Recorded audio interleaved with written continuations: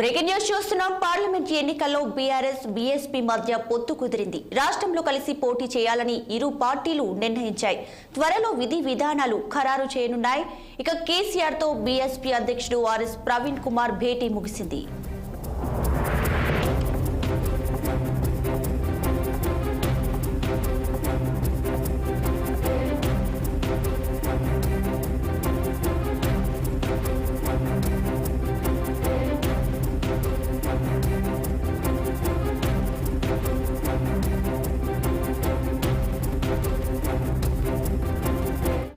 శ్రీ పెద్దలు గౌరవనీయులు శ్రీ కేసీఆర్ గారిని కలిసినందుకు చాలా ఆనందంగా ఉంది. మరి ఈ తెలంగాణనే కాదు యావత్ భారతదేశం కూడా ఈరోజు లౌకికత్వం అంటే సెక్యులరిజం లౌకికత్వం ప్రమాదంలో ఉన్నది. మరి భారతీయ జనతా పార్టీ చాలా పెద్ద ఎత్తున కుట్రలు చేస్తూ ఉన్నది దేశాన్ని చిన్నభిన్నం చేయడం కోసం.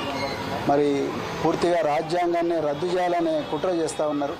సో ఆ పరిస్థితుల్లో మరి సెక్యులర్ పార్టీ అయినా మరి సెక్యులర్ భావాలు కలిగి సెక్యులరిజాన్ని నిరంతరం కాపాడిన మరి భారతీయ రాష్ట్ర సమితి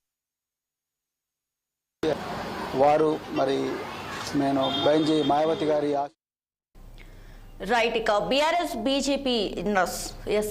బీఎస్పీ పొత్తు అయితే ఖరారైంది. ఇక దీనికి సంబంధించి పూర్తి డీటెయిల్స్ మా పొలిటికల్ బ్యూరో చీఫ్ రామ్ అందిస్తారు. ఫోన్లో రామ్.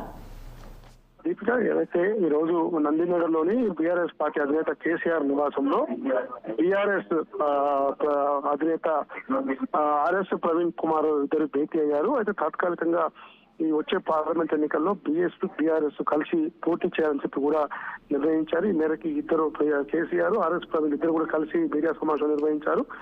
ఆర్ఎస్ ప్రవీణ్ కుమార్ నాగర్ కర్నూలు పార్లమెంట్ నియోజకవర్గం నుంచి కూడా పోటీ చేసే అవకాశం ఉంది.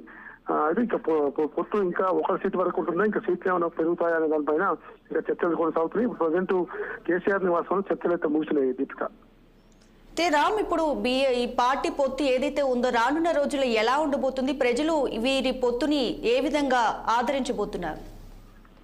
వచ్చే లోక్సభ ఎన్నికల్లో రెండు రాజకీయ పార్టీల మధ్య పొత్తు అనేది సర్వసాధారణం. ఎందుకంటే అటు బీజేపీ కూటమిలో కానీ ఇండియా కూటమిలో కానీ బీఎస్పీ అధినేత్రి మాయావతి కూడా ఏ కూటమిలో లేదు, ఇండిపెండెంట్ గా ఉంది. ఇప్పుడు బీఆర్ఎస్ పార్టీ కూడా అటు బీజేపీ కూటమి కానీ ఇండియా కూటమి లేకుండా ఇండిపెండెంట్ ఉన్నారు. కాబట్టి ఈ పొత్తు చాలా ఈజీగా వాళ్ళకి ఇద్దరికి ఆమోదయోగ్యమైంది. కాబట్టి నాగర్ కర్నూలు ఎంపీ స్థానం నుంచి కూడా ఆర్ఎస్ ప్రవీణ్ కుమార్ పోటీ చేసే అవకాశం ఉంది.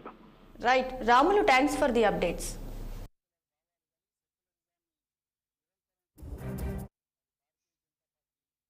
పెద్ద ఎత్తున కుట్రలు చేస్తూ ఉన్నది దేశాన్ని చిన్నభిన్నం చేయడం కోసం.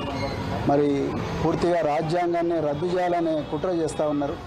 సో ఆ పరిస్థితుల్లో మరి సెక్యులర్ పార్టీ అయినా మరి సెక్యులర్ భావాలు కలిగి సెక్యులరిజాన్ని నిరంతరం కాపాడిన మరి భారతీయ రాష్ట్ర సమితి వారు మరి నేను బెంజీ మాయావతి గారి ఆశీస్సులతోని మరి వారిని కూడా కలవడం జరిగింది. సో ఈ తెలంగాణలో ఈ రాజ్యాంగానికి ప్రమాదం ఏదైతుందో లౌకికత్వానికి ఏదైతే ప్రమాదం ఉందో ఈ బీజేపీ నుంచి తర్వాత మరి ఈ మధ్యనే కాంగ్రెస్ కూడా మరి బీజేపీ లాగానే మారుతూ ఉన్నది. ఈ రెండు పార్టీల నుంచి ముప్పు నుండి మరి తెలంగాణను కాపాడడం కోసం మరి మేము అంటే బహుజన్ సమాజ్ పార్టీ మరి భారతీయ రాష్ట్ర సమితితో కలిపి మరి పార్లమెంట్ ఎలక్షన్లలో కలిసి పనిచేయాలని ఇప్పుడే మరి పెద్దలు గౌరవనీయులు కేసీఆర్ గారి దగ్గర మరి మాట్లాడడం జరిగింది.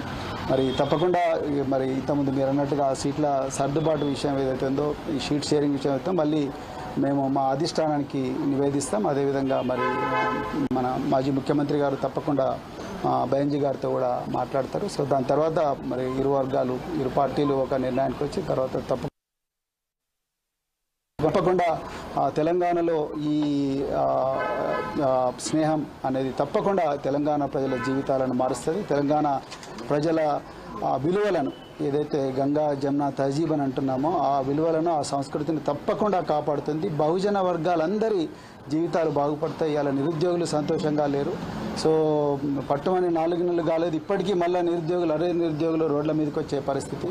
అదేవిధంగా పెద్ద ఎత్తున ఈ లౌకికత్వానికి తూట్లు పొడిచే సంస్కృతి అనేది మరి తెలంగాణలో వస్తూ ఉన్నది. అందుకొరకే ఈ స్నేహం అనేది ఐకమత్యం అనేది రాబోయే రోజుల్లో తెలంగాణ సమాజాన్ని